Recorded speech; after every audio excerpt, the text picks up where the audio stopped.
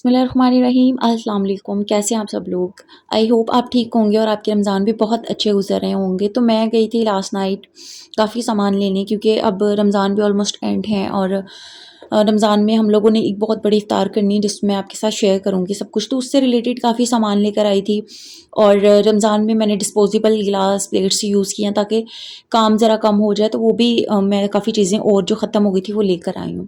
तो ये सब वही चीज़ें मैं इनको सेट कर रही थी और फ्रूट्स और वेजिटेबल्स भी ऑलमोस्ट एंड थे, तो वो भी मैं लेके आई हूँ क्योंकि बाद में ईद भी है, तो फिर हमें ईद के लिए भी काफ़ी चीज़ें चाहिए थी।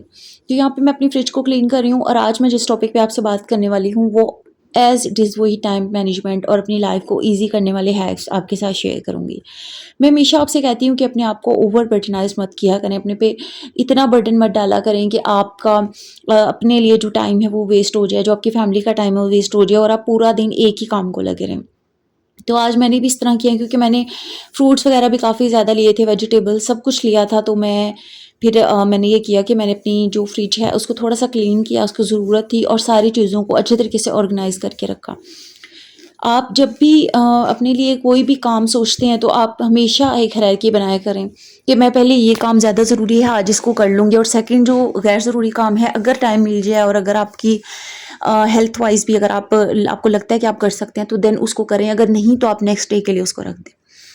अपनी लाइफ को ईज़ी करने के लिए आप जब तक टाइम मैनेजमेंट पे काम नहीं करेंगे, जब तक इसके बारे में सोचेंगे नहीं कि किस तरीके से आपने सब चीज़ों को लेके चलना है, आपकी लाइफ कभी भी ईज़ी नहीं होगी। तो इफ्तारी के बाद ना किचन की कुछ ये सूरत हाल होती है। तो मैं ऐसा करती हूँ डेली इफ्तारी से फ्री होकर बर्तन वगैरह जब मैं क्लीन कर लेती हूँ, क्योंकि यहाँ पे कोई हेल्प नहीं है और सुबह मेरे पास किसी हेल्पर ने नहीं आना, मैंने खुद ही करना होता है और रोज़ा भी होता है। तो मैं इफ्तारी के बाद क्योंकि हम काफ़ी फ्रेश होते हैं, खाया पिया होता है, तो मैं उस टाइम काम कर लेती हूँ। कुछ लोग सो जाते हैं लेकिन मैं नहीं ऐसा करती। तो भी मैंने अपने हाथों पे वैसलीन लगाई है, वैसलीन या आप कह लें कि पेट्रोलियम जेली, और ग्लव्स पहन लूँगी तो मेरे हाथ भी बहुत अच्छे मॉइस्चराइज़ हो जाएँगे और जो डिटर्जेंट या जो भी आप डिश वॉश यूज़ करेंगे उससे हाथ भी महफूज रहेंगे। तो मैं अपना स्टोव वगैरह सारा क्लीन कर लेती हूँ क्योंकि फ्राइंग हो रही होती है, खाना भी बनता है। उसके अलावा जो भी हम लोग स्टोव पे काम कर रहे होते हैं ना, तो रोटियाँ वगैरह भी क्योंकि इफ्तार के बाद बनती हैं। तो काफ़ी ज़्यादा जो है ना वो मैस क्रिएट हो जाता है, तो मैं रात को इसको क्लीन कर लेती हूँ और सहरी टाइम फिर उठ के सहरी तैयार करनी होती है, तो उस टाइम भी अगर स्टोव क्लीन ना हो ना तो बड़ी उलझन होती है और दिल नहीं करता। तो मैं इसको इफ्तार के बाद ना एक दफ़ा अच्छे तरीके से क्लीन कर लेती हूँ।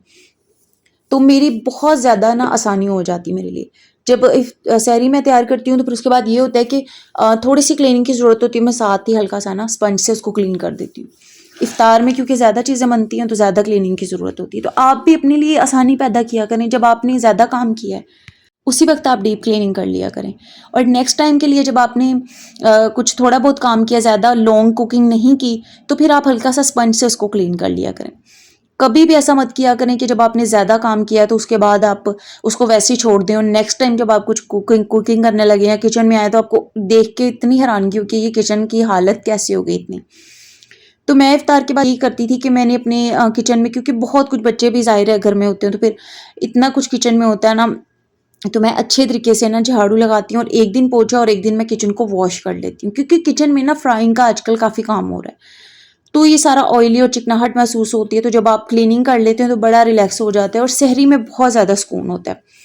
तो मैं थोड़ा डिटर्जेंट और लिक्विड डिश वॉश डाल के अपने किचन में थोड़ा पानी डाल दूँगी, ज़्यादा खिलारा नहीं डालूँगी, बस थोड़ा-सा पानी डाल के ब्रश से अच्छे तरीके से उसको फैला के इधर-उधर और ब्रश से ही उसको रगड़ के फ्रश को साफ़ कर लूँगी और उसके बाद जो है वाइपर से सारा पानी निकाल के जहाँ मुझे ज़रूरत होगी वहाँ पे सादा पानी भी डालूँगी और खुश्क पोंछा लगा दूँगी। और अब यकीन करें किचन बहुत क्लीन हो गया था। मैं अपनी लाइफ में हमेशा आसानी पैदा करने की कोशिश करती हूँ। मैं अपने लिए बर्डन कभी नहीं कोशिश करती हूँ। मैं हमेशा ये कहती हूँ आपको भी कि अपने लिए आसानी पैदा करें। हर इंसान के पास हेल्प नहीं होती है।